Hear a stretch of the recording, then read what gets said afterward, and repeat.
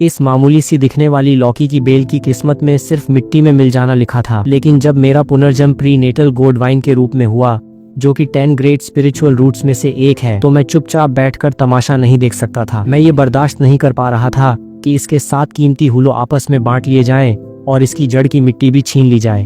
तभी अचानक मेरे दिमाग में एक मैकेनिकल आवाज गूंजी, बधाई हो, host God level choice system activate हो चुका है। अपना पहला ऑप्शन चुने। ऑप्शन 1, अपनी पावर सेव करते रहें और 7 हुलो को नेचुरल तरीके से पकने दें। बाद में ये 7 अलग अलग प्री नेटल ट्रेजर्स बनेंगे। ऑप्शन 2, समय से पहले ट्रांसफॉर्म हो जाएं। इनाम के तौर पर 7 हुलो मिलकर एक इकलौता अल्टीमेट प्री नेटल गोड बन जाएगा, जिसमें 7 की कंबाइंड पावर्स होंगी। मैंने बिना सोचे समझे ऑप्शन 2 चुन लिया। अगर मैं 7 के पकने का इंतजार करता तो तब तक बहुत देर हो चुकी होती और हांगकांग के सेंट्स मुझे वैसे ही मार डालते। एक ही सही, पर अल्टीमेट ट्रेजर होना काफी था। जैसे ही मैंने ध्यान लगाया, मेरे दिमाग में सीक्रेट नॉलेज का फ्लड आ गया।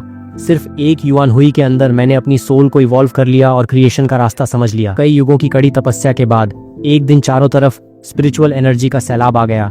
एक जादुई रोशनी चमकी और मेरा ट्रांसफॉर्मेशन पूरा हुआ। इसी के साथ बेल पर लगे 7 अधूरे हुलो टूटकर गिरे और तुरंत पककर top tier prenatal spiritual treasures में बदल गए। आपस में अट्रैक्ट होकर वे तेजी से घूमने लगे और एक जोरदार धमाके के साथ आपस में मर्ज हो गए। अब मेरे हाथ में कैओस गोड था, एक बेहद ताकतवर प्रीनेटल ट्रेजर। जब मैंने इसमें अपनी एनर्जी डाली तो इसके अंदर से लाल बादलों जैसे दिखने वाले अनगिनत सैंडस्टोन्स निकले, जो आपस में टकराकर खतरनाक बिजली और आग पैदा कर रहे थे। इसकी पावर पहले से कहीं ज्यादा घातक थी।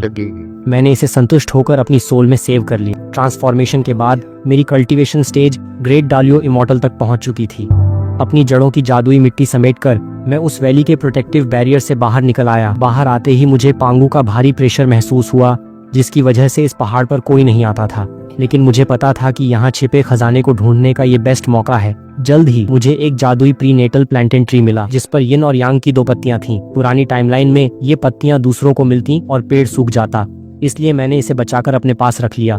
तभी मेरी नजर एक और चमकती हुई चीज पर पड़ी। ये और कोई नहीं बल्कि मशहूर डिंघाई मिस्टिक बीड्स थे, लेकिन यहाँ सिर्फ 12 बीड्स थे। लेजेंड्स के मुताबिक अगर 24 बीड्स हों तो ये टॉप टियर ट्रेजर बनता है और 36 हो तो अल्टीमेट। मैंने इन 12 बीड्स को भी अपने पास रख लिया ताकि फ्यूचर में बाकी के 24 ढूंढकर इन्हें कंबाइन कर सकूं और अपनी कल्टीवेशन बढ़ा सकूं। इसके बाद मुझे कोई बड़ा खजाना नहीं मिला, तो मैंने कुछ कॉमन जड़ी बूटियां और रिसोर्सेज अपने कैओस गॉड में कलेक्ट किए और वहां से आगे बढ़ने का फैसला किया। इस वक्त पूरी दुनिया और समंदर पर ड्रैगन, फीनिक्स और किलिन जैसी 3 बड़ी रेसेस का राज था। एक मैं बुझो माउंटेन से बाहर निकला। सामने से एक बेहद तेज रोशनी मेरी तरफ आई। मुझे तुरंत खतरे का एहसास हुआ। उस रोशनी के अंदर एक धुंधली लेकिन बेहद ताकतवर और मस्कुलर पर्सनैलिटी थी, जिसकी पावर मुझसे कम नहीं थी बल्कि शायद ज्यादा ही थी। उसने भी मुझे देख लिया था और वो रुक गया। सिस्टम अलर्ट, शिकाइलिन आपको नोटिस कर चुका है। कृपया अपनी अगली चॉइस चुनें। ऑप्शन 1, शिकाइलिन को सीधे चैलेंज करें और उससे फाइट करें। इनाम 12 बीट्स को रिफाइन करके अपनी ताकत बढ़ाने की सीक्रेट टेक्निक। ऑप्शन 2, शिकाइलिन के सामने सरेंडर कर दें और उनकी किलिन रेस में बतौर एल्डर शामिल हो जाएं। इनाम में imperial Holi body cultivation technique मिलती, जिससे बॉडी इतनी सॉलिड हो जाती कि प्रीनेटल ट्रेजर को टक्कर दे सके। ऑप्शन 3, यहाँ से तुरंत निकल जाएं और किलिन रेस के किसी झंझट में न पड़े। इनाम सोल स्प्लिटिंग मेथड, जिससे सोल के 2 हिस्से किए जा सकते हैं और सब सोल हमेशा मेन सोल के कंट्रोल में रहेगी। दिमाग में सिस्टम की आवाज गूंजते ही मैंने बिना देर किए फैसला लिया, सिस्टम। मैं ऑप्शन 3 चुनता हूँ। आखिर मेरी जड़ें 10 ग्रेट स्पिरिचुअल रूट्स में से एक हैं। आगे चलकर मैं खुद शिकाइलिन से कहीं ज्यादा ताकतवर बन सकता हूँ, तो फिर इन तीनों प्री नेचुरल रेसेस के पंगे में क्यों पड़ना। मैं तुरंत रोशनी की रफ्तार से वहां से निकल गया। शिकाइलिन बुझोऊ माउंटेन के अंदर चला गया और मेरे दूर निकलते ही सिस्टम का मैसेज आया, टास्क कंप्लीट। तेरे दिमाग में सोल को डिवाइड करने की टेक्निक आ गई। भले ही ये बहुत हाई लेवल न हो, पर बेहद प्रैक्टिकल थी। थोड़ा सा मलाल उस बीड्स रिफाइन करने वाली टेक्निक का था, पर मैं ज्यादा नहीं सोच रहा था। सच तो ये था कि अभी मेरे और शिकाइलिन की पावर में बड़ा गैप था। अगर मैं पंगा लेता तो अल्टीमेट ट्रेजर होने के बाद भी मात खा सकता था। मैंने मूड सेट किया और सीधे हांगकांग के अंतरिक्ष की तरफ उड़ चला। तेज हवाओं के थपेड़ों को पार करते हुए मैं स्टार्स के करीब पहुंच गया। स्पेस का माहौल काफी रफ था। यहाँ न तो लाइफ थी और न ही धरती जैसी कोई सिविलाइजेशन। खैर, मेरा सीधा टारगेट था सन स्टार। जैसे ही मैं सन स्टार के पास पहुंचा, सामने आग का एक समंदर था। इसके सरफेस की आग इतनी खतरनाक थी कि किसी गोल्डन इमॉर्टल को पल भर में राख कर दे। लेकिन मेरे जैसे ग्रेट डालियो इमॉर्टल कल्टीवेटर के लिए यह सिर्फ बॉडी वार्म अप जैसा था। हालांकि एक बैल होने के नाते मुझे आग से थोड़ी बेचैनी हो रही थी। मैंने चारों तरफ देखा, हर जगह भयंकर आग थी। इस नेचुरल प्रोटेक्शन की वजह से ही यहाँ पैदा हो रहे 2 गॉड्स दाइजुन और ताई एकदम सेफ थे। तभी मुझे अपने कैओस गॉड की याद आई। 7 हुलो में से एक वाटर फायर हुलो था, जो एक्टिवेट होने पर पानी और आग के 2 किलिन में बदल जाता था। मेरा यहाँ आने का एक मकसद इस सन स्टार की असली आग को एब्जॉर्ब करके अपने गॉड की फायर पावर को बढ़ना था। मैंने कैओस गॉड को एक्टिवेट किया। उसने एक ब्लैक होल की तरह सूरज की आग को निगलना शुरू कर दिया लेकिन ये इतनी बड़ी जगह थी कि सरफेस की आग से गॉड का पेट ही नहीं भर रहा था। इसमें बहुत टाइम लगने वाला था। तभी अचानक एक जोरदार ब्लास्ट हुआ और ड्रैगन्स की दहाड़ गूंज उठी। मुझे लगा ड्रैगन रेस आ गई क्या, पर ध्यान से देखा तो आग का एक बहुत बड़ा बुलबुला फटा था, जिसमें से जहरीली गैस और सैकड़ों एंशिएंट टॉक्सिक ड्रैगन्स बाहर निकल रहे थे। ये इसी स्टार के लोकल जीव थे जो आग के एलिमेंट से बने थे। इनके पास कमाल की फायर पावर्स थी, पर इनमें अक्ल बिल्कुल नहीं थी। ब्लास्ट होते ही आधे तो वहीं मर गए और बाकी बिना किसी डर के नए बुलबुलों से खेलने भाग गए। मैंने सोचा भले ही इनमें दिमाग न हो, पर कोई न कोई तो पावरफुल ड्रैगन होगा जिसने होश संभाला होगा। अगर मैं कुछ को पाल लूं तो रौब जमेगा, या फिर इन्हें मारकर इनके सोर्स से अपने गॉड की फायर पावर बढ़ा लूं। पर ये मेरे पैदा होने के बाद दिखे पहले मजेदार जीव थे, इसलिए मेरा दिल नहीं पसीजा और मैंने इन्हें छोड़ दिया। मैंने कैओस गॉड से खुद को प्रोटेक्ट किया और सूरज के और गहरे हिस्से में जाने लगा। मैं जितना अंदर जा रहा था आग उतनी ही खूंखार होती जा रही थी। ड्रैगन्स का नामो निशान मिट चुका था और आग इतनी भीषण थी कि अगर गॉड का प्रोटेक्शन हट जाता तो मेरी बॉडी भी झुलस जाती। सोचिए, इतने खतरनाक माहौल में भी दीजून और ताई जैसे गॉड्स का जन्म हो रहा था। वो भी मेरी तरह पैदा होते ही डालुओ इमॉर्टल स्टेज पर थे। बस मैं सिस्टम की मदद से उनसे एक एरा पहले आ गया था। मैं उन्हें ढूंढने की कोशिश भी कर रहा था क्योंकि वो चलता फिरता खजाना है। दीजून के पास हेतु लुओशु है और ताई के पास कैओस बेल। ये तीनों ऐसे ट्रेजर्स हैं जो किसे नहीं चाहिए। हेतु लुओशु से फ्यूचर प्रेडिक्ट किया जा सकता है और इसके अंदर हुन्युआन हेलो फॉर्मेशन छिपा है। वहीं कैओस बेल तो एक अल्टीमेट प्री नेचुरल ट्रेजर है जो अटैक और डिफेंस दोनों में लाजवाब है। इसके अंदर का जोटियन शिंगडू फॉर्मेशन पूरे ब्रह्मांड के स्टार्स की पावर खींच सकता है, जिससे सेंट्स से भी लड़ा जा सकता है। पर ये सब किस्मत का खेल है, इसलिए मैं बस चांस ले रहा था। वे दोनों तो नहीं मिले, लेकिन आग की लपटों के बीच मुझे एक भारी भरकम मोती मिला। ये सूरज की प्योर आग के जमने से बना एक नायाब खजाना था जिसका नाम था सोलर डिवाइन बीट। इसमें इतनी एनर्जी थी कि अगर ये फटे तो न जाने कितनी सौर अग्नि पैदा कर दे। इसे कहते हैं ढूंढा कुछ और मिल कुछ और गया, मैंने मुस्कुराते हुए कहा। और वहाँ मेरा कैओस गॉड लगातार सूरज की उस भयंकर आग को अपने अंदर समेटता रहा। अगर मैं इसी तरह आग को एब्जॉर्ब करता रहता तो न जाने कितने युग बीत जाते। लेकिन इस सोलर डिवाइन बीट के मिलते ही मेरा काम आसान हो गया और ढेर सारा समय बच गया। तभी मेरे दिमाग में एक आइडिया आया, क्यों न इस मोती को कैओस गॉड के अंदर ही रख दिया जाए। वहाँ ये एक छोटे सूरज की तरह काम करेगा, जिससे गॉड को बाहर से आग खींचने की जरूरत ही नहीं पड़ेगी और उसकी पावर कई गुना बढ़ जाएगी। मैं इसे गॉड में रखने ही वाला था कि अचानक मेरे रोंगटे खड़े हो गए। खतरे की एक तेज लहर महसूस हुई। मैंने बिना एक पल गंवाए अपनी सूझबूझ से कैओस गॉड को एक्टिवेट किया और खुद को उसके अंदर छिपा लिया। अगले ही पल आग के भयंकर गोलों की बौछार हुई जो सीधे उसी जगह पर गिरी जहां मैं खड़ा था। धमाका इतना जबरदस्त था कि वहां एक खूंखार सौर तूफान आ गया। तभी ड्रैगन्स की दहाड़ गूंजी और 8 बेहद विशालकाय एंशिएंट टॉक्सिक ड्रैगन सामने आए। मेरा अंदाजा सही था, यहाँ सच में अक्ल वाले और बेहद ताकतवर ड्रैगन्स मौजूद थे। ये इस मोती के लालच में आग के पीछे छिपे थे और इन्होंने मुझ पर छिपकर वार किया था। गॉड के अंदर से मैं ये सब देख रहा था और मेरी रीढ़ में सनसनी दौड़ गई। शुक्र है कि मैंने अपनी सावधानी कम नहीं की थी, वरना इस सरप्राइज अटैक से मैं सीधा ऊपर पहुंच जाता या बुरी तरह जख्मी हो जाता। लेकिन कैओस गॉड एक अल्टीमेट प्री नेटल ट्रेजर है, इसे तोड़ पाना इन ड्रैगन्स के बस की बात नहीं थी, इसलिए मैं अंदर पूरी तरह सेफ था। हालांकि हमले के इम्पैक्ट से मेरा गॉड दूर जा गिरा। उन ड्रैगन्स को अंदाजा नहीं था कि ये गॉड कोई मामूली चीज नहीं है। उन्हें लगा मैं मारा गया और वो अपनी डिवाइन सेंस से मोती ढूंढने लगे। ये ड्रैगन सन स्टार पर आने वाले हर जीव को दुश्मन मानते थे, कमजोर को सीधे मार देते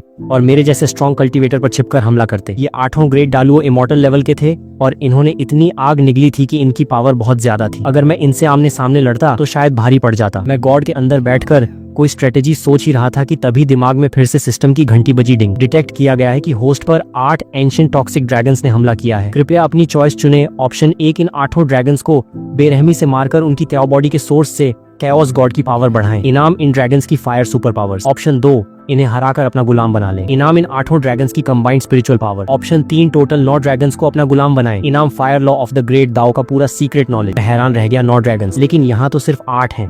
9वां कहाँ है? मैंने अपनी डिवाइन सेंस दौड़ाई पर मुझे कोई 9वां ड्रैगन नहीं दिखा। अगर वो 8 के साथ मिलकर छिपकर वार करता तो बहुत बड़ी मुसीबत हो जाती। लेकिन तभी एक ड्रैगन की बात सुनकर मेरी जान में जान आई। वह अपने भाइयों से बोला, भाइयों, बड़े भाई अपनी कल्टीवेशन बढ़ाने के लिए गुफा में ध्यान लगा रहे हैं। उन्हें खाने के लिए ये मोती चाहिए, कोई इसे अकेले मत खाना। चलो। मामला साफ था, वो 9वां ड्रैगन इनका बॉस था और अपने ठिकाने पर बंद था। जब तक वो पीठ पीछे वार नहीं कर रहा था मुझे कोई टेंशन नहीं थी। इन 8 को ठिकाने लगाने के बाद उसे भी देख लेंगे। मैंने तुरंत मन में कहा, सिस्टम, मैं ऑप्शन 3 चुनता हूँ। पावर और सुपर पावर्स तो मेहनत से हासिल की जा सकती हैं, लेकिन दाओ का ज्ञान किस्मत से मिलता है। और वैसे भी 9 ड्रैगन से खिंचने वाली सवारी पर घूमने का स्वैग ही अलग होगा। क्या तुम मेरा नाम सुनने पर जवाब दोगे? चॉइस लॉक करते ही मैं कैओस गॉड से बाहर आ गया और हवा में तैरते हुए मजे से बोला, ओए आग के पुतलों, थोड़ा धीरे मारते, दर्द हुआ यार। अगर मेरी बॉडी इमोर्टल बॉडी न होती तो आज मेरा काम तमाम था। यह आवाज सुनकर 8 ड्रैगन्स चौंक गए।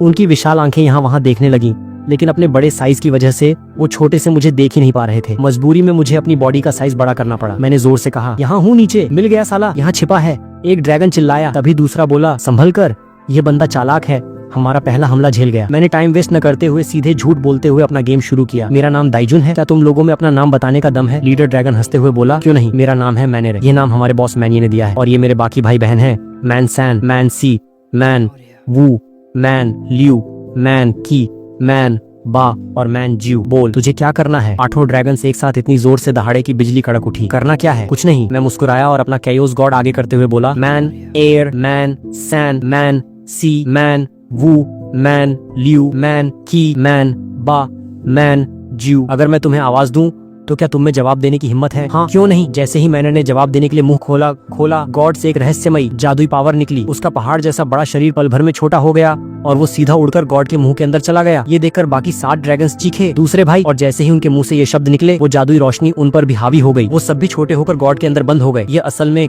कैओस गॉड के अंदर मौजूद पर्पल गोल्ड गॉड की पावर थी। इसके सामने जो भी अपना नाम पुकारे जाने पर जवाब देगा वो सीधा अंदर लॉक हो जाएगा। हालांकि इसकी एक लिमिट थी, सामने वाले की पावर मुझसे 10 गुना ज्यादा नहीं होनी चाहिए। ये 8 मिलकर भी मेरी पावर के आसपास नहीं थे, इसलिए अब वो गॉड के अंदर चाहकर भी कुछ नहीं कर सकते थे।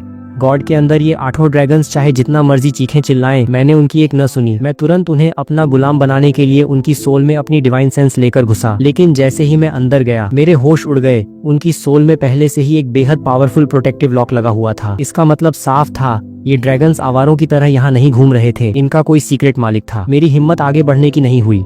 अगर मैं उस लॉक को जरा भी छेड़ता तो उसके असली मालिक को तुरंत पता चल जाता। फिर तो वो एक झटके में इन 7-8 और इनके बड़े भाई मैनी को रिमोट कंट्रोल से वहीं ढेर कर देता। मैं नहीं चाहता था कि इतनी मेहनत के बाद भी मेरे हाथ खाली रहें। और हाँ, मुझे अंदर से ये फीलिंग भी आ रही थी कि उस पर्दे के पीछे बैठे खिलाड़ी की पावर मुझसे कहीं ज्यादा है। पर अब जब ओखली में सिर दे ही दिया था तो डरना कैसा। मैं भी कोई कच्चा खिलाड़ी नहीं था।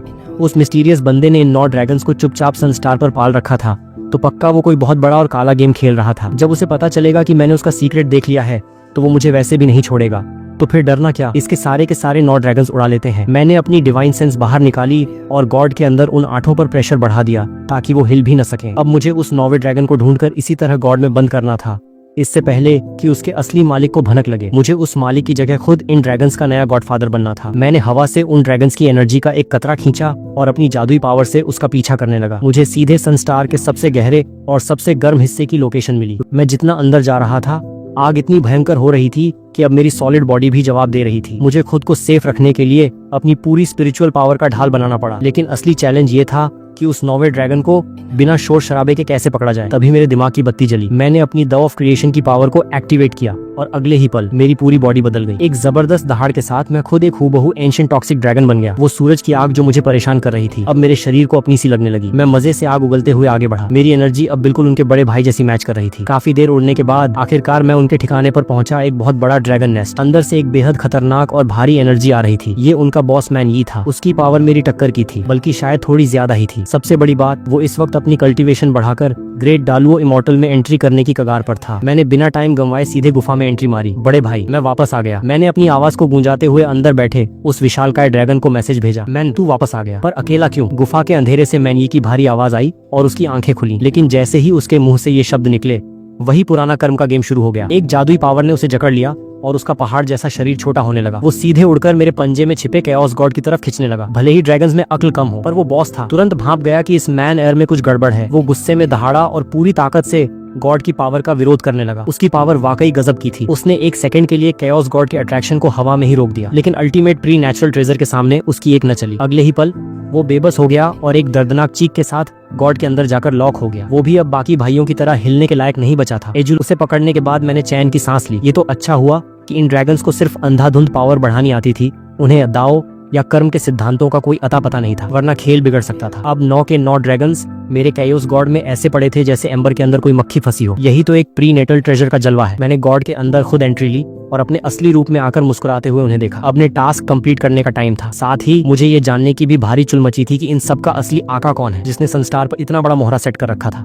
मैंने गॉड की पावर से उन 9 ड्रैगन्स को एक सर्कल में सेट किया और खुद उसके सेंटर में पालथी मारकर बैठ गया। मुझे एक ही बार में इन 9 ड्रैगन्स के दिमाग के पुराने लॉक्स को तोड़कर अपना नया लॉक लगाना था। अगर एक भी चूक जाता तो असली मालिक को सिग्नल मिल जाता और मेरा पूरा मिशन फेल हो जाता। मैंने आंखें बंद की। मेरी सोल मेरी बॉडी से बाहर निकली। वो कोई इंसानी रूप नहीं था, बल्कि करोड़ों मील लंबी एक विशालकाय लौकी की बेल थी। वो बेल तेजी से हिली और उसमें से 9 मजबूत टहनियां निकली, जिन्होंने उन 9 ड्रैगन्स को किसी एजोंगजी की तरह कसकर जकड़ लिया। मैंने अपनी सोल स्प्लिटिंग मेथड का इस्तेमाल किया। ड्रैगन्स दर्द और गुस्से से दहाड़ने लगे। पूरी गुफा हिल गई। तभी मेरी बेल की टहनियां सरसराते हुए वापस मेरे दिमाग में समा गईं। अगले ही पल वो 9 ड्रैगन्स आजाद होकर हवा में घूमने लगे और मजे से आग उगलते हुए लगे। उनका पुराना लॉक टूट चुका था और अब उनके नए मालिक का टैग मेरे नाम का था। अब वो पूरी तरह मेरे गुलाम थे। लेकिन ये सब होने के बाद भी मेरे चेहरे पर कोई खुशी नहीं थी। मैंने आंखें खोली और एक फीकी मुस्कान के साथ खुद से कहा, धत तेरे की। मेरा शक एकदम सही निकला। इन 9 ड्रैगन्स के पीछे कोई और नहीं बल्कि खुद जुलोंग है। तो गेम ये था कि जुलोंग ने सनस्टार पर इन 9 सबसे पुराने और खतरनाक ड्रैगन्स को वश में किया था और उन्हें अपने एक सीक्रेट वेपन की तरह छिपा कर रखा था। उसने सोचा भी नहीं होगा कि इतने युगों तक जो राज छिपा रहा उसे मेरे जैसा कोई नया खिलाड़ी आकर एक झटके में तबाह कर देगा। भले ही मेरे कैओस गॉड ने हर तरह के सिग्नल और किस्मत के खेल को ब्लॉक कर दिया था, लेकिन जैसे ही मैंने उन ड्रैगन्स का पुराना लॉक तोड़ा, अरबों मील दूर बैठे जुलोंग को एक पल के लिए मेरी एनर्जी का एहसास हो गया। एक मामूली से डालुओ इमॉर्टल ने उसके सालों की मेहनत पर पानी फेर दिया था। जुलोंग गुस्से से पागल हो गया। वैसे तो वो खुद ईस्ट सी का राजा था और वहाँ से हिल नहीं सकता था, लेकिन मुझ जैसे कल्टीवेटर के लिए उसे खुद आने की जरूरत भी नहीं थी। उसने तुरंत अपना एक क्लोन तैयार किया। भले ही उस क्लोन के पास जुलोंग जैसी अल्टीमेट पावर नहीं थी, पर वो ग्रेट डालुओ इमॉर्टल जितना ताकतवर था। वो तुरंत तोहाई से सनस्टार की तरफ निकल पड़ा। रास्ता लंबा था, इसलिए उसे आने में थोड़ा टाइम लगने वाला था। अगर मैं अभी भाग जाता तो वो मुझे कभी नहीं ढूंढ पाता, लेकिन अगर मैं यहीं रुका रहा तो वो मुझे ये बताने आ रहा था कि उसकी राह में आने वालों का क्या हश्र होता है। इसी बीच गॉड के अंदर मैं 9 ड्रैगन्स को गुलाम बनाकर अपनी जीत का जश्न मना रहा था। मैं पिछले टास्क का इनाम यानी फायर लॉ का ज्ञान लेने ही वाला था कि तभी दिमाग में सिस्टम की घंटी फिर बजी डिंग। जुलोंग का क्लोन सनस्टार की तरफ बढ़ रहा है। आपके पास 3 ऑप्शंस हैं। ऑप्शन 1, जुलोंग के क्लोन को वहीं का वहीं ढेर कर दें। इनाम फॉर्च्यून डिंग, जो एक अल्टीमेट प्रीनेटल ट्रेजर है। नोट, ये मिशन बेहद खतरनाक है। जुलोंग का क्लोन क्वाजी सेंट से ठीक नीचे के लेवल का सबसे खतरनाक फाइटर है। ऑप्शन 2, चुपचाप कैओस गॉड में तब तक छिपे रहें जब तक वो चला न जाए। इनाम top tier prenatal spiritual treasure solar palace, जो सूरज की कंबाइंड पावर से एक ऐसा ब्लास्ट करता है जो सब कुछ भस्म कर दे। ऑप्शन 3, तुरंत सनस्टार से रफू चक्कर हो जाएं, अपने सारे निशान मिटा दें और उसके क्लोन से बचकर भागें। इनाम यांग यांग कल्टीवेशन मेथड, जिससे यिन यांग दाओ की अल्टीमेट बॉडी बनाई जा सकती है। रिस्क बड़ा तो इनाम भी बड़ा। मैंने सोचते ही ऑप्शन 2 को तुरंत रिजेक्ट कर दिया। पहली बात, मैं डरपोक बनकर छिपना नहीं चाहता था। दूसरी बात, इनाम में मिलने वाला सोलर पैलेस मुझे कुछ खास अट्रैक्ट नहीं कर रहा था। आखिर ऑप्शन 1 के इनाम के सामने उसकी क्या बिसात। फॉर्च्यून डिंग एक अल्टीमेट प्री नेटल ट्रेजर था। ये तब बना था जब गॉड ऑफ क्रिएशन का अंत हुआ था और उसकी प्योर एनर्जी इसमें समा गई थी। लेजेंड्स तो यहाँ तक कहते हैं कि अगर इसके साथ कियनकुन डिंग भी मिल जाए तो दोनों को मर्ज करके ब्रह्मांड का सबसे खतरनाक वेपन बनाया जा सकता है। ये मेरी दाव ऑफ क्रिएशन की पावर से बिल्कुल मैच करता था, लेकिन खतरा भी बहुत बड़ा था। जुलोंग इस एरा का मेन विलेन था। उसका क्लोन भले ही असली जुलोंग न हो, पर सिस्टम के मुताबिक वो चुनसन से ठीक नीचे की स्टेज का बेताब बादशाह था। क्या मेरे जीतने का कोई चांस था? हाँ, चांस तो था, वरना सिस्टम ये ऑप्शन देता ही नहीं। भले ही वो मुझसे हर मामले में आगे था, पर मेरे पास मेरा ट्रम्प कार्ड था कैओस गॉड। इस गॉड के पास 7 हुलों की पावर्स थी और उन 7 में एक ऐसा हुलो था जो सबसे खूंखार माना जाता था, जिसका नाम था जैंगसियन गॉड। इसके अंदर एक जादुई फ्लाइंग डैगर छिपा होता है। बस गॉड से कहना होता है, प्लीज बेबी टर्न अराउंड, और वो डैगर सामने वाले की सोल और बॉडी दोनों के परखच्चे उड़ा देता है। जब वो नॉर्मल हुलो था तब भी इतना खतरनाक था, तो अब जब वो खुद एक अल्टीमेट प्री नेटल ट्रेजर का हिस्सा बन चुका था तो उसकी पावर नेक्स्ट लेवल थी। अगर खुद असली जुलोंग आ रहा होता तो मैं कभी ये रिस्क नहीं लेता। वो एक अलग ही लीग का कल्टीवेटर है, लेकिन यहाँ सिर्फ उसका क्लोन आ रहा था, तो एक चांस लेना तो बनता था। अगर बात बिगड़ी तो मैं गॉड लेकर भाग जाऊंगा। मैंने बिना देर किए कहा, सिस्टम, मैं ऑप्शन 1 चुनता हूँ। मजबूरी में मुझे ऑप्शन 3 का लालच छोड़ना पड़ा, जिससे मेरी यिन यांग पावर बढ़ सकती थी। पर अब मेरा पूरा फोकस जुलोंग के क्लोन को धूल चटाने पर था और कल्टीवेशन में ब्लास्ट फाइट से पहले मुझे अपनी पावर बढ़ानी थी। मैंने तुरंत पिछले टास्क का इनाम यानी 9 ड्रैगन्स का फायर लॉ का पूरा ज्ञान अपने दिमाग में डाउनलोड किया। एक झटके में आग से जुड़े 9 अलग अलग सीक्रेट्स मेरे दिमाग में फिट हो गए। आग के मामले में मेरा लेवल अब मेरी क्रिएशन पावर जितना ही हाई हो चुका था। मेरी ताकत अचानक दोगुनी हो गई। मेरी बॉडी से फायर एम्परर जैसी खूंखार एनर्जी निकलने लगी। अब मुझे सूरज की इस भयंकर आग से बचने के लिए किसी ढाल की भी जरूरत नहीं थी। मैं कैओस गॉड से बाहर आया और उसी ड्रैगन नेस्ट में पालथी मारकर बैठ गया। चारों तरफ से सूरज की भयंकर लपटें बवंडर की तरह मेरी तरफ खींची चली आईं और मेरी बॉडी में समाने लगी। वो आग सीधे मेरी स्पिरिचुअल पावर में कन्वर्ट हो रही थी। न जाने कितना समय बीता, अचानक मेरी बॉडी से एक जबरदस्त ब्लास्ट हुआ। मेरी कल्टीवेशन स्टेज ग्रेट डालुओ इमॉर्टल से सीधे लेट स्टेज पर पहुंच गई। एक ही शरीर में दो अल्टीमेट लॉ का कंट्रोल पाकर मैं थोड़ा हवा में उड़ने लगा था। पहले जहां मुझे लग रहा था कि मैं सिर्फ अपनी जादुई फ्लाइंग डैगर के भरोसे ही जीत सकता हूं, वहीं अब इस नए लेवल और सनस्टार के इस माहौल की वजह से मेरी जीत के चांसेस बहुत ज्यादा बढ़ गए थे। आखिर ये पूरा सनस्टार आग का घर था, यहाँ मुझसे बेहतर फाइट कौन ही लड़ सकता था। अब तुम 9 के 9 बाहर आओ, मैंने आवाज दी और उन एंशिएंट टॉक्सिक ड्रैगन्स को कैओस गॉड से बाहर निकाल लिया। भले ही इन ड्रैगन्स में अक्ल थोड़ी कम थी, पर जहाँ तक फाइट का सवाल था, खासकर इस सनस्टार के होम ग्राउंड पर, ये एकदम पक्के खिलाड़ी थे। आने वाली महाजंग के लिए मैंने उनसे एक 9 पैलेसेस फॉर्मेशन की प्रैक्टिस करवाई। इस फॉर्मेशन की खासियत ये थी कि इससे इन सब की पावर्स आपस में कंबाइन हो जाती थी। भले ही पावर सीधे 9 गुना न बढ़े, पर अकेले लड़ने से तो कई गुना बेहतर थी। सबसे बड़ा फायदा ये था कि इस फॉर्मेशन से वो आपस में डैमेज और प्रेशर को शेयर कर सकते थे। मेरा प्लान सिंपल था, ये 9 ड्रैगन्स जुलोंग के क्लोन को उलझा कर रखेंगे और जैसे ही मुझे मौका मिलेगा मैं कैओस गॉड से अपना अल्टीमेट वार कर दूंगा।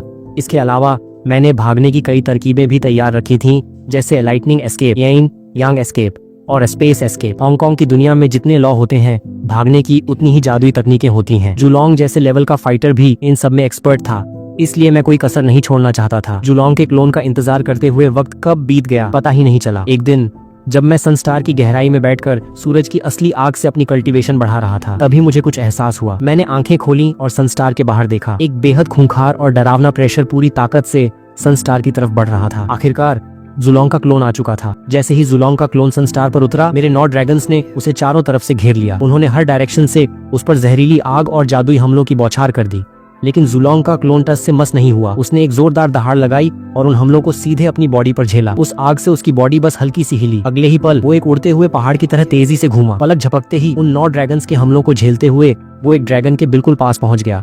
उसने अपना नुकीला पंजा निकाला और एक ही वार में उस ड्रैगन को लगभग बीच से फाड़ दिया। देखते ही देखते कुछ ही पलों के अंदर मेरे 9 के 9 जादुई ड्रैगन्स बुरी तरह हार गए। जुलोंग का ये क्लोन वाकई डालुओ इमॉर्टल स्टेज का सबसे खतरनाक और अजय फाइटर था। उसका ये खौफनाक रूप देखकर मेरी आंखें भी फटी की फटी रह गईं। मैंने गहरी सांस ली और आगे बढ़कर कहा, जुलोंग भाई, वाकई मान गए। सिर्फ एक क्लोन होकर भी आप इतने पावरफुल हैं। जुलोंग के क्लोन का वो ड्रैगन रूप एक झटके में चमका और वो एक कड़क मिजाज अधेड़ उम्र के आदमी के रूप में आ गया। उसने एक ठंडी हंसी हैंसते हुए सनस्टार की गहराई में सीधे मेरी आंखों में आंखें डालकर देखा। तू भी बुरा नहीं है, जिगरा है तुझमें। मेरा माल चुराकर भी यहाँ अपनी मौत का इंतजार कर रहा है। वो रॉब से बोला, मैं जुलोंग का पहला क्लोन हूँ, मुझे जानलोंग एम्परर कहते हैं। तूने जुलोंग को चैलेंज करने की जुर्रत की है, लेकिन अगर तू अभी घुटने टेक कर सरेंडर कर दे तो शायद मैं तुझे जिंदा छोड़ दूं। ये कहते ही जानलोंग एम्परर ने हवा में अपना हाथ घुमाया और उसके हाथ में एक भारी भरकम भाला आ गया। ये कोई मामूली वेपन नहीं था, बल्कि एक top tier postnatal spiritual treasure था, जिसका नाम था एजेनलोंग भाला। इस वेपन ने हांगकांग की न जाने कितनी जंगों में खून बहाया था, लेकिन सनस्टार की गहराई से बाहर आते हुए मेरे चेहरे पर डर का एक कतरा भी नहीं था। मैं एक एक कदम आगे बढ़ा और चारों तरफ से सूरज की भयंकर आग मेरे सामने ऐसे नतमस्तक हो गई जैसे मैं उसका राजा हूँ। जैनलोंग एम्परर के उस खौफनाक प्रेशर के सामने मैं एकदम कूल था। मेरे कदम दिखने में धीमे थे, पर जादुई रफ्तार की वजह से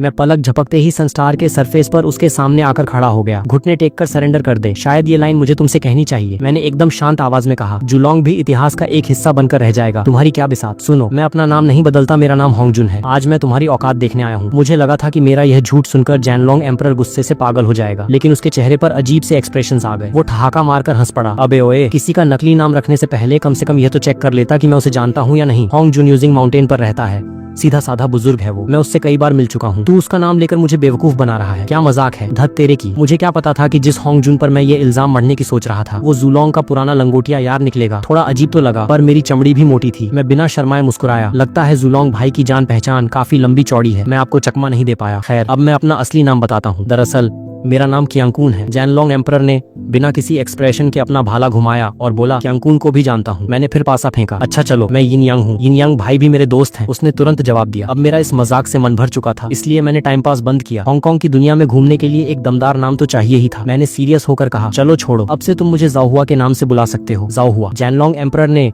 मुझे ऊपर से नीचे तक देखा। इस बार उसने बस सिर हिलाया और कुछ नहीं बोला। और इसी के साथ इस हांगकांग की दुनिया में मुझे मेरा असली नाम मिल गया, अदाओइस्ट जाओहुआ। हो सकता है आने वाले युगों में लोग मुझे एजाओहुआ एंसेस्टर भी कहें। आखिर मैं प्रीनेटल गोड वाइन से पैदा हुआ हूँ और जन्म से ही क्रिएशन के नियमों पर मेरा राज है, तो यह नाम एकदम परफेक्ट था। लेकिन इन सब बातों के बीच अब मेरे सामने मेरे जीवन की पहली असली और सबसे बड़ी जंग खड़ी थी। इससे पहले जो मैंने 9 ड्रैगन्स को पकड़ा था वो तो सिर्फ एक चालाकी थी, असली फाइट नहीं। लेकिन इस बार मुझे जुलोंग के सबसे खतरनाक क्लोन का सीधे सामना करना था। चारों तरफ एक जानलेवा सन्नाटा छा गया, यहाँ तक कि सनस्टार की खौलती हुई आग भी एकदम शांत हो गई। अचानक जैनलोंग एम्परर ने बिना किसी वार्निंग के वार कर दिया। उसने अपना भारी भाला घुमाया और एक ठंडी चमकीली रोशनी पलक झपकते ही मेरे चेहरे के सामने आ गई। उस हमले ने स्पेस की दूरी को जैसे गायब ही कर दिया था।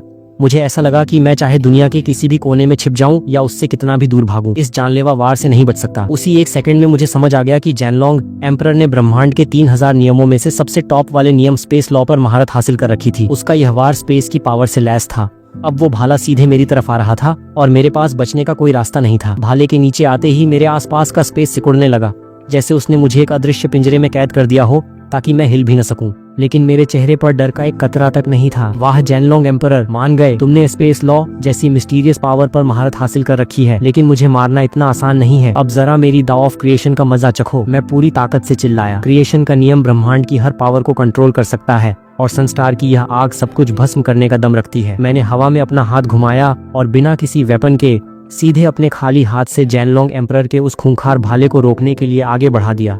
मेरे उस एक वार में दो अल्टीमेट पावर्स कंबाइंड थी। चारों तरफ की भयंकर आग सिमटकर एक बहुत बड़े हाथ के रूप में बदल गई और सीधे भाले से जा टकराई। जैसे ही दोनों आपस में टकराए, मुझे ऐसा लगा जैसे मेरा हाथ किसी बेहद नुकीली तलवार की धार पर पड़ गया हो। मुझे तीखा दर्द महसूस हुआ। ये और कुछ नहीं बल्कि उसके स्पेस लॉ का असर था। लेकिन शुक्र है कि मैंने क्रिएशन की पावर से अपनी बॉडी को पहले ही इतना सॉलिड बना लिया था कि वो भाला मेरी स्किन को सिर्फ खरोंच ही पाया, वरना खेल खत्म था। आखिर वो भाला कोई मामूली चीज नहीं बल्कि एक खतरनाक अटैक वेपन था। जो स्पेस लॉ का डैमेज मेरी बॉडी के अंदर घुसा था, उसे मेरी बॉडी ने पल भर में सोख लिया और अपनी खुद की पावर में कन्वर्ट करके वापस उस पर री अटैक कर दिया। मेरे हाथ से सूरज की भयंकर आग का ऐसा ब्लास्ट हुआ जैसे कोई छोटा सूरज फट गया हो। पूरा सनस्टार हिल गया। लेकिन जेनलोंग एम्परर वाकई डालुओ इमॉर्टल स्टेज का सबसे खूंखार फाइटर था। उसने तुरंत स्पेस लॉ का इस्तेमाल करके अपने चारों तरफ अनगिनत स्पेस बैरियर्स खड़े कर लिए। मेरी आग की लपटें उसके उन बैरियर से टकराकर शांत होती रहीं। वो स्पेस की इतनी गहराई में खड़ा था कि मेरा खूंखार हमला भी उससे एक तय दूरी पर जाकर रुक जाता था, उस तक पहुंच ही नहीं पाता था। हम दोनों के बीच एक बेहद खूंखार जंग छिड़ गई। पलक झपकते ही हम सैकड़ों बार आपस में टकराए। एक से बढ़कर एक जादुई हमले और सुपर पावर्स हवा में टकराने लगी। मैं जितना लड़ रहा था, मुझे जेनलोंग एम्परर का खौफ उतना ही ज्यादा समझ आ रहा था। आखिर वो जुलोंग का क्लोन था। मुझे महसूस हुआ कि असली जुलोंग ने एक ऐसा रास्ता ढूंढ लिया था जो पूरी दुनिया पर राज करने वाला था। दुनिया में सिर्फ मेरा राज होगा। लेकिन क्योंकि ये सिर्फ उसका एक क्लोन था, इसलिए इसकी कल्टीवेशन स्टेज इतनी हाई नहीं थी कि ये उस पूरे नियम को अकेले संभाल सके। इसी वजह से ये टुकड़ों टुकड़ों में अलग अलग पावर्स का इस्तेमाल कर रहा था। जेनलोंग एम्परर के हमले बेहद आक्रामक थे। वो एक के बाद एक कई जादुई पावर्स का इस्तेमाल मजे से कर रहा था और ऊपर से उसके उस जादुई भाले की पावर। धीरे धीरे मेरा पलड़ा हल्का होने लगा और मैं बैकफुट पर आ गया। लेकिन इसके बावजूद जेनलोंग एम्परर ने अपनी पकड़ ढीली नहीं की। वो अपने हर वार में अपनी पूरी जान झोंक रहा था। वाकई वो एक मंझा हुआ खिलाड़ी था। अपनी पोजीशन कमजोर होती देख मैंने तुरंत अपने 9 ड्रैगन्स को सिग्नल दिया। वो 9 के 9 ड्रैगन्स अपने 9 पैलेसेस फॉर्मेशन के साथ जंग के मैदान में कूद पड़े। उन्होंने जेनलोंग एम्परर को चारों तरफ से घेर कर उस पर जहरीली आग बरसाना शुरू कर दिया ताकि उसका प्रेशर कम किया जा सके। लेकिन जेनलोंग एम्परर का हौसला घटने के बजाय और बढ़ गया। वो पागलों की तरह दहाड़ा और उसने अपने हाथ से उस भाले को हवा में छोड़ दिया। हवा में जाते ही वो भाला एक विशालकाय ग्रीन ड्रैगन में बदल गया। भले ही उसका साइज जेनलोंग एम्परर के असली रूप जितना बड़ा नहीं था, पर वो था बहुत खतरनाक। वो ग्रीन ड्रैगन अपनी पूंछ हिलाते हुए जेनलोंग एम्परर के साथ मिलकर हम पर टूट पड़ा। आसपास नीली और हरी रोशनी चमकने लगी और उसकी पावर इतनी खूंखार थी कि मेरे 9 ड्रैगन्स कुछ ही देर में टिक नहीं पाए और हार गए। अगर जेनलोंग एम्परर को ये 9 ड्रैगन्स वापस जिंदा अपने मालिक के लिए नहीं चाहिए होते तो वो अब तक इन सबका कीमा बना चुका होता। मुझे समझ आ गया कि अगर खेल ऐसे ही चलता रहा तो मैं हार जाऊंगा। अब सीधे अपने असली रूप को सामने लाने का वक्त था। मैंने तुरंत अपनी सोल को एक्टिवेट किया। मेरे सिर के ऊपर एक बेहद विशालकाय प्रीनेटल गोडवाइन प्रकट हो गई। उस जादुई बेल से अनगिनत टहनियां निकली और हवा में कोड़े की तरह लहराने लगी। उसने एक ही झटके में उस ग्रीन ड्रैगन बने भाले को चारों तरफ से जकड़ लिया। बेल का प्रेशर इतना तगड़ा था कि वो भाला तुरंत अपने असली रूप में वापस आ गया और मैंने उसे वहीं लॉक कर दिया। ये देखकर जेनलोंग एम्परर के चेहरे पर पहले हैरानी और फिर सब कुछ समझ आने वाले एक्सप्रेशंस आए। वो चौंक कर मुस्कुराया। अच्छा तो ये बात है, तू खुद को एजा हुआ कह रहा था क्योंकि तू खुद 10 ग्रेट स्पिरिचुअल रूट्स में से एक प्रीनेटल गोडवाइन का इंसानी रूप है। जेनलोंग एम्परर को आखिरकार मेरी असली पहचान पता चल चुकी थी और उस पल उसकी आंखों में मेरे लिए एक अजीब सा लालच और भूख साफ देखी जा सकती थी। आखिर खुद असली जुलोंग को भी आज तक ब्रह्मांड की इन 10 सबसे कीमती जादुई बेलों में से एक भी नसीब नहीं हुई थी और आज उसका क्लोन सीधे मेरे सामने खड़ा था। ये जानते ही जेनलोंग एम्परर पागलों की तरह हंसने लगा। बढ़िया, बहुत बढ़िया, आज तुझे मारकर तेरा असली रूप छीन लूंगा। तेरी अक्ल ठिकाने लगाकर ब्रह्मांड की इन 10 सबसे कीमती बेलों में से एक पर आज मेरा कब्जा होगा। उसकी सुपर पावर्स अब और भी खूंखार और बेलगाम हो चुकी थीं। उसके खतरनाक हमलों के आगे मेरी सोल पीछे हटने लगी और मेरी जादुई टहनियां उसके पास तक नहीं पहुंच पा रही थीं। सिचुएशन एकदम करो या मरो वाली हो चुकी थी। तभी मेरे वो 9 ड्रैगन्स अपनी बची कुची ताकत समेट कर जेनलोंग एम्परर पर टूट पड़े। जेनलोंग एम्परर गुस्से से तमतमा उठा। तुम सब अपनी मौत को दावत दे रहे हो क्या? इस बार उसने अपनी पावर को बिल्कुल नहीं रोका। उसने पूरी ताकत से एक ड्रैगन की छाती पर मुक्का जड़ दिया। कड़क एक ही बार में उस ड्रैगन की हड्डियां टूट गईं, मुंह से खून का फव्वारा छूटा और वो दूर जा गिरा। ज़ानलोंग एम्परर ने एक के बाद एक बेरहमी से वार करना शुरू किया। जब तक उसने 6 ड्रैगन्स को लहूलुहान करके ढेर किया, तब तक बाकी ड्रैगन्स ने मेरे लिए एक परफेक्ट मौका बना दिया था। चारों तरफ से मेरी जादुई टहनियां सांप की तरह सरसराती हुई आईं और उन्होंने ज़ानलोंग एम्परर को दबोच लिया। बेलों ने उसे हवा में टांग दिया। वो पूरी तरह लॉक हो चुका था, उसका हिलना भी नामुमकिन था। टहनियां इतनी कसती जा रही थीं कि उसकी स्किन फट गई और खून बहने लगा, लेकिन वो खून नीचे गिरने के बजाय मेरी बेल सोख रही थी। प्रीनेटल गोड वाइन न सिर्फ उसका खून बल्कि उसकी कल्टीवेशन और स्पिरिचुअल पावर को भी स्पंज की तरह खींच रही थी। गेम 1 सेकंड में पलट चुका था। हर बीतते सेकंड के साथ ज़ानलोंग एम्परर खुद को कमजोर महसूस कर रहा था। उसे लगा कि वो अब सूख कर कंकाल बन जाएगा, लेकिन जब लगा कि खेल खत्म हो चुका है, तभी ज़ानलोंग एम्परर अचानक हवा से गायब हो गया। इस आखिरी नाजुक मोड़ पर उसने फिर से स्पेस लॉ का इस्तेमाल किया था। वो स्पेस को चीरकर सीधे मेरी जकड़ से बाहर निकल आया। अगले ही पल वो सीधे मेरे सामने आ खड़ा हुआ। बाजी एक बार फिर पलट चुकी थी और अब मौत मेरे सामने खड़ी थी। ज़ानलोंग एम्परर ने राहत की सांस ली। इतनी पास की दूरी से वो मुझे पलक झपकते ही कई बार मार सकता था। जाओ हुआ दौरिन, सब खत्म हुआ, ज़ानलोंग एम्परर ने ठंडी आवाज में कहा। लेकिन तभी मेरे चेहरे पर एक शातिर और कातिलाना मुस्कान आ गई। अच्छा, मुझे तो ऐसा नहीं लगता कि मैं मरने वाला हूँ, बल्कि बाजी तो मेरे हाथ में है। उससे पहले कि ज़ानलोंग एम्परर कुछ समझ पाता, मैंने पूरी ताकत से आवाज लगाई,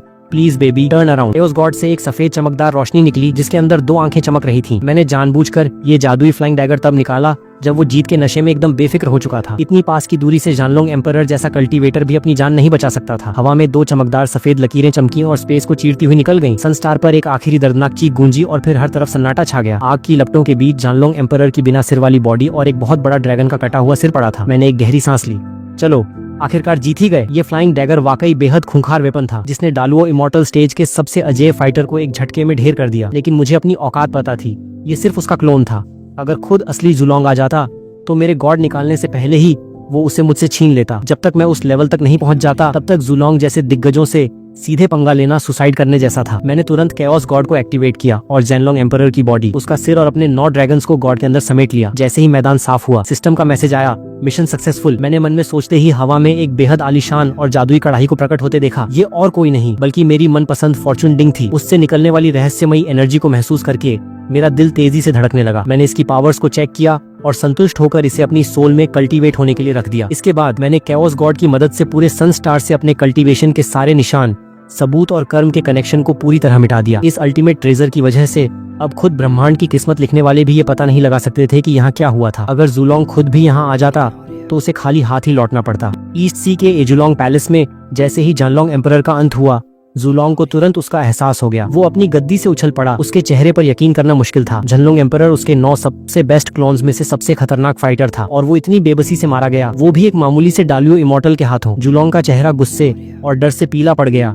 उसने अपनी पूरी जादुई ताकत से सच जानने की कोशिश की, लेकिन उसे बस इतना ही दिखा कि सनस्टार पर सिर्फ एक कल्टीवेटर था, किसी तीसरे बंदे का हाथ नहीं था। ये पूरी बात इतनी मिस्टीरियस और अजीब थी कि खुद जुलोंग जैसा सुप्रीम लीडर भी अब सोच में पड़ गया था। जुलोंग ने कोई जल्दबाजी नहीं की, बल्कि वो सीधे गहरे ध्यान में चला गया। कुछ ही दिनों में उसने अपनी जादुई पावर से ज़ानलोंग एम्परर वाले क्लोन को दोबारा जिंदा कर लिया। उसके ये 9 क्लोन्स बड़े कमाल के थे। जब तक ये सारे के सारे एक साथ खत्म न हो जाएं या खुद जुलोंग न मारा जाए, तब तक इन्हें कितनी भी बार दोबारा बनाया जा सकता था। बस नुकसान ये था कि हर बार इसमें उसकी अच्छी खासी कल्टीवेशन खर्च होती थी। क्लोन के वापस आते ही जुलोंग को सनस्टार पर हुई पूरी कहानी समझ आ गई। सच में एक मामूली से डालुओ इमॉर्टल ने मेरे क्लोन को ढेर कर दिया। जुलोंग का दिमाग सन्नाटे में आ गया। उसका सबसे बेस्ट फाइटर मारा गया था। पर सबसे अजीब बात वो आखिरी सफेद रोशनी थी। वो आखिर क्या चीज थी जिसने एक झटके में खेल खत्म कर दिया? जाहुआ दौरिन के अपने दम पर ऐसा करना नामुमकिन था, यानी पक्का उसके पास कोई खतरनाक किल्ड वेपन था। Top tier prenatal treasure? Julong ने सिर हिलाया, फिर उसकी आंखें चमकी। अल्टीमेट प्री नेचुरल ट्रेजर या फिर उसके बराबर की कोई और चीज? ये सोचकर जुलोंग बेचैन हो गया। पर अब मेरा कोई सुराग ढूंढना नामुमकिन था, क्योंकि मेरे अल्टीमेट ट्रेजर ने किस्मत के सारे कनेक्शन ब्लॉक कर दिए थे। जुलोंग जैसा दिग्गज भी अब चाहकर कुछ नहीं कर सकता था। जाहुआ दौरिन, बेटा, तेरा नाम मैंने नोट कर लिया है। जुलोंग के पास अब खून का घूंट पीकर शांत बैठने के अलावा कोई चारा नहीं था। वो हार से नहीं डरता था, पर उसे मेरे पोटेंशियल की टेंशन थी। 10 ग्रेट स्पिरिचुअल रूट्स में से एक का इंसानी रूप, ऊपर से अल्टीमेट ट्रेजर का साथ। ये तो पक्का था कि आगे चलकर मैं उसे सीधी टक्कर देने वाला था। उसने सोचा बेस्ट यही होगा कि इसके हुनयुआन इमॉर्टल बनने से पहले ही इसका गेम बजा दिया जाए, और अगर वो अल्टीमेट ट्रेजर मेरे हाथ लग गया तो युआन फेंग और शिकिलिन को संभालना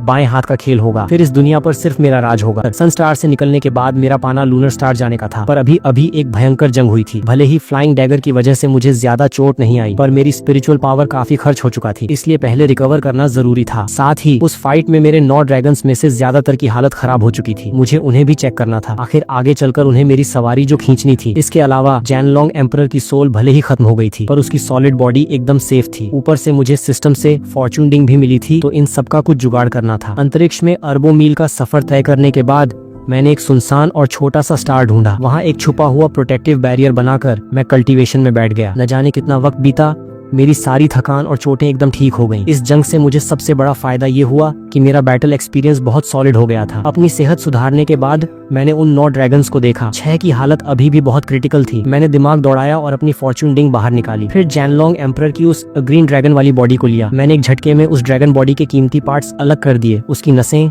स्केल, पंजे, मीट, कलेजी और दिल, ये सब फ्यूचर में जादुई वेपन्स बनाने के बेस्ट मटेरियल्स थे। बाकी बची हुई बॉडी और उसके खून को मैंने सीधे फॉर्चून रिंग के अंदर डाल दिया और नीचे से सोलर ट्रू फायर की आंच तेज कर दी। आग की कड़क कल्टीवेशन से सारी इम्प्यूरिटीज जलकर खाक हो गई और कढ़ाई के अंदर सिर्फ एक गाढ़ा नीले लाल रंग का लिक्विड बचा। ये उस ड्रैगन की बॉडी का प्योर अर्क था, जिसे आप जुलोंग का अमृत भी कह सकते हैं। मैंने उंगली से इशारा किया और उस अमृत में से 9 बूंदें अलग होकर हवा में तैरने लगी। पूरे गॉड में एक कमाल की खुशबू फैल गई। इसे सूंघते ही उन बीमार ड्रैगन्स की आंखों में चमक आ गई। भले ही वो प्योर ड्रैगन रेस के नहीं थे, पर उनका साइज और शेप वैसा ही था। उनके लिए यह अमृत किसी जैकपॉट से कम नहीं था। लो ऐश करो। मैंने हाथ घुमाया और वो 9 बूंदें सीधे उन 9 ड्रैगन्स के मुंह में चली गईं। अमृत अंदर जाते ही वो सब मजे से दहाड़ने लगे। उनकी बॉडी री इन्वेंट होने लगी। पुराने डार्क रेड कलर्ड स्केल्स अब हल्के नीले रंग में बदलने लगे और उनके सींग और पंजे भी और नुकीले हो गए। ये तो बस शुरुआत थी।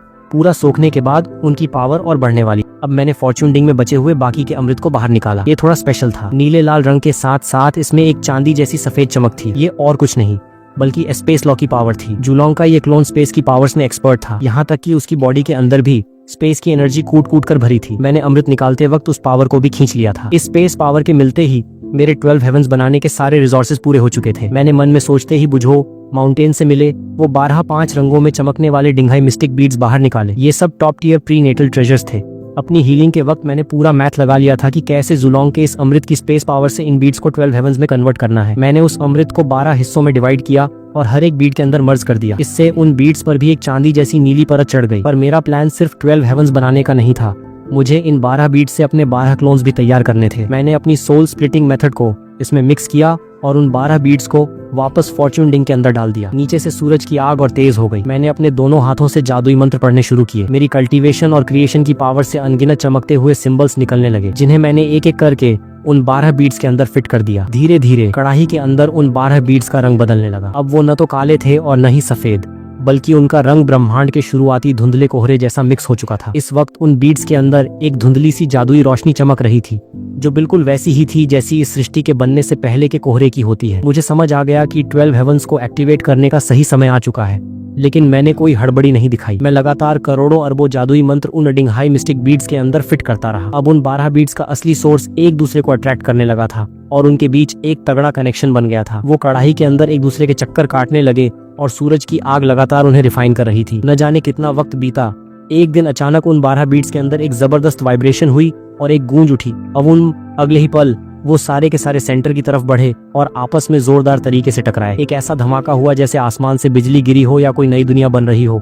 वो 12 बीड्स गायब हो चुके थे और उनकी जगह अब हवा में एक इकलौता धुंधला और पहले से कई गुना बड़ा महामोती तैर रहा था। ये उन 12 बीड्स के कंबाइन होने से बना था। अब सबसे मेन और टर्निंग पॉइंट आ चुका था। मैंने पूरी ताकत से अपनी कल्टीवेशन की प्योर ब्लड ड्रॉप निकाली और उस महामोती पर दे मारी।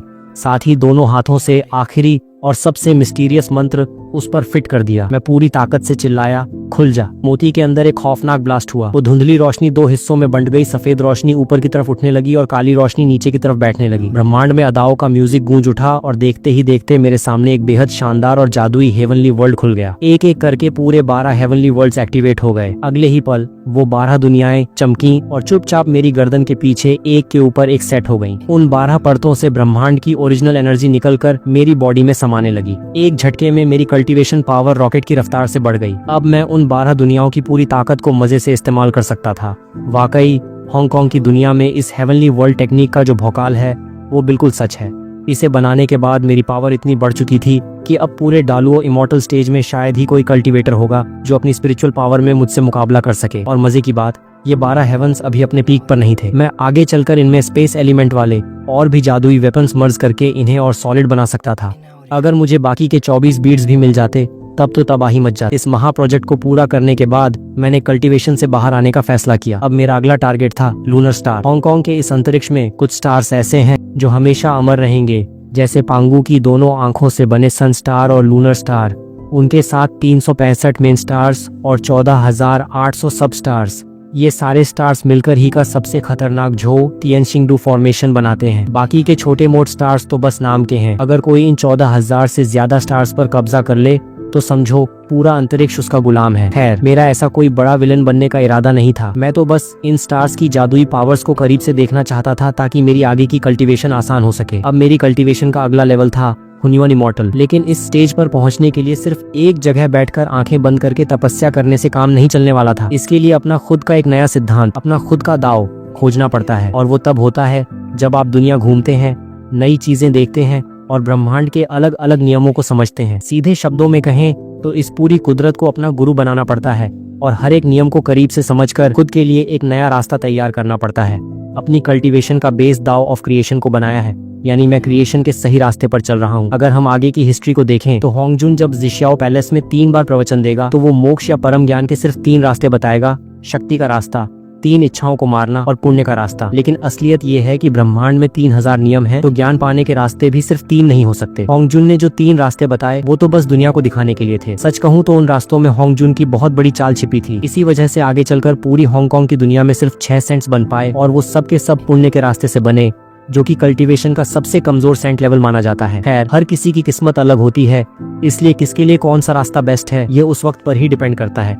जब तक मैं उस स्टेज पर नहीं पहुंच जाता, मैं भी नहीं कह सकता कि मैं किस रास्ते से अल्टीमेट गॉड बनूंगा। ये सोचते ही मैंने अपना ध्यान हटाया, अपने 12 हेवेंस और काउस गोड को वापस अपनी सोल में समेटा और सीधे लूनर से की तरफ उड़ चला। स्टार और सन स्टार दोनों एक दूसरे से बिल्कुल अलग दुनिया थी। मैं जैसे जैसे लूनर स्टार के करीब जा रहा था, ठंड इतनी भयंकर होती जा रही थी कि खून जम जाए। उसके आसपास के जितने भी छोटे स्टार्स थे वो सब पूरी तरह बर्फ से ढके हुए थे। मैंने रास्ते में आइस एलिमेंट वाले कई नायाब जादुई रिसोर्सेज कलेक्ट किए, जिनमें सबसे कॉमन थी ए लूनर ब्लैक आइस। ये ब्लैक आइस बिल्कुल वैसी ही थी जैसा मुझे सनस्टार पर मिला सोलर डिवाइन बीट था। फर्क बस इतना था कि वो सूरज की प्योर आग से जमा था और ये चंद्रमा की प्योर ठंडी एनर्जी से जमी थी। इस तरह रास्ते में रुकते रुकाते आखिरकार एक दिन मैं लूनर स्टार की जमीन पर उतर गया। वहाँ कदम रखते ही जो खूंखार ठंड पड़ी उसने मुझे हिलाकर रख दिया। धत तेरे की, बहुत ठंड है, मैं बड़बड़ाया। जब मैं सन स्टार पर गया था तब भी मेरी गोल्ड वाइन वाली बॉडी को आग से दिक्कत हो रही थी, जब तक कि मैंने फायर लॉ पर महारत हासिल नहीं कर ली। और अब यहाँ चंद्रमा पर ठंड से हालत खराब थी। कुदरत का नियम यही है, अकेली आग लाइफ नहीं दे सकती और अकेली ठंड भी लाइफ नहीं बढ़ा सकती। मुझे समझ आ गया कि जल्द ही मुझे यिन यांग डाओ को भी डीपली समझना होगा। मैंने तुरंत अपने गर्दन के पीछे से 12 हेवंस को एक्टिवेट किया। उनसे निकलने वाली जादुई पावर ने मेरी बॉडी के चारों तरफ एक प्रोटेक्टिव शील्ड बना दी, जिसने उस हाड़ कंपाने वाली ठंड को रोक दिया।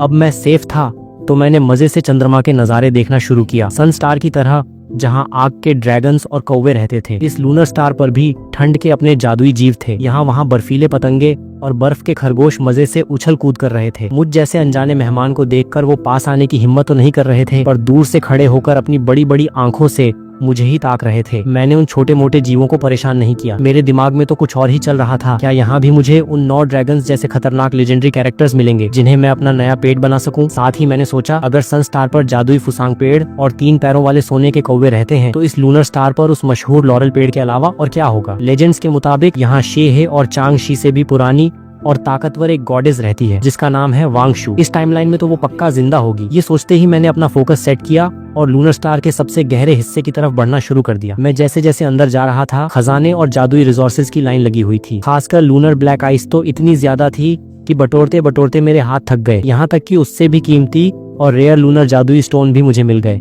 मैंने एक एक करके सबको समेट लिया ताकि बाद में इनसे सॉलिड वेपन्स बना सकूं। आखिर जब से मुझे फॉर्चून डिंग जैसी कमाल की रिफाइनिंग कढ़ाई मिली थी, मुझ में खजाने कलेक्ट करने की एक अजीब सी लत लग चुकी थी। तभी मुझे एक छोटा सा मलाल हुआ, शिट यार, कैओस गॉड के सातों हुलों में लूनर या आइस एलिमेंट की कोई पावर नहीं है, वरना अगर मैं इस लूनर एनर्जी को उसमें एब्जॉर्ब कर लेता तो मेरा गॉड किसी को भी बिना आवाज किए पल भर में जमा कर मार देता।